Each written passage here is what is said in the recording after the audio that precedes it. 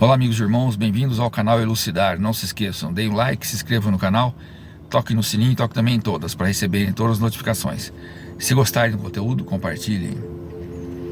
Perguntas de 581 a 584 de O Livro dos Espíritos. 581. Os homens que são a luz do gênero humano, que o clareiam por seu gênio, têm certamente uma missão, mas entre eles há os que erram e ao lado das grandes verdades propagam grandes erros. Como se deve considerar a missão desses homens?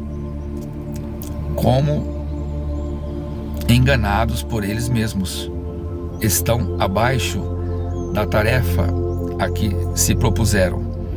É preciso, entretanto, se dar conta das circunstâncias. Os homens de gênio devem falar conforme os tempos, e um ensinamento que se considera errôneo ou infantil para uma época avançada podia ser suficiente para o século em que foi divulgado. 582. Pode a paternidade ser considerada uma missão? É sem dúvida uma missão, e é, ao mesmo tempo, um dever muito grande que obriga, mais que o homem pensa, sua responsabilidade diante do futuro. Deus colocou a criança sob a tutela de seus pais para que esses a dirijam no caminho do bem, e facilitou a tarefa, dando à criança um organismo frágil e delicado que a torna acessível a todas as influências. Mas aos que se ocupam mais em endireitar as árvores de seu pomar e as fazer produzir bons frutos do que endireitar o caráter de seu filho. Se esse fracassa por erro deles, carregarão a pena e os sofrimentos do filho na vida futura, que recairão sobre eles, porque não fizeram o que deles dependia para seu adiantamento no caminho do bem. 583. Se uma criança se torna má, apesar dos cuidados de seus pais, eles são responsáveis? Não. Porém, quanto mais as disposições da criança são más, mais a tarefa é difícil e maior será o mérito se conseguirem desviá-la do caminho do mal. 583a. Se uma criança se torna um homem de bem, apesar da negligência ou dos maus exemplos de seus pais, eles se beneficiam de alguma forma disso? Deus é justo. 584.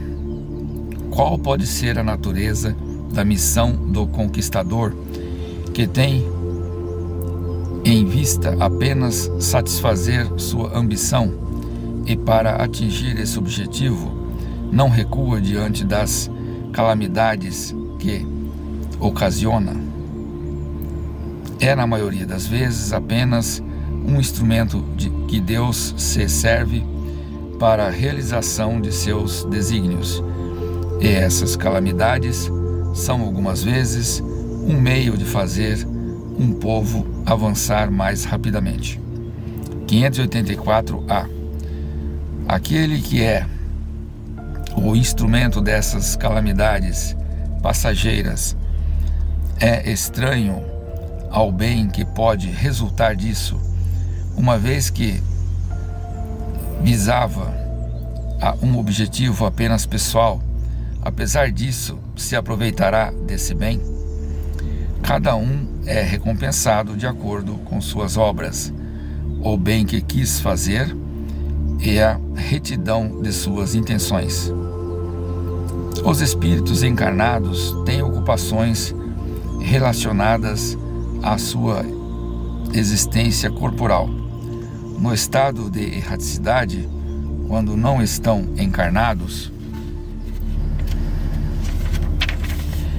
Essas ocupações são proporcionais ao grau de seu adiantamento. Uns percorrem os mundos, se instruem e se preparam para uma nova encarnação. Outros, mais avançados, se ocupam do progresso ao dirigir os acontecimentos e sugerir pensamentos favoráveis. Assistem aos homens de gênio que concorrem para o adiantamento da humanidade.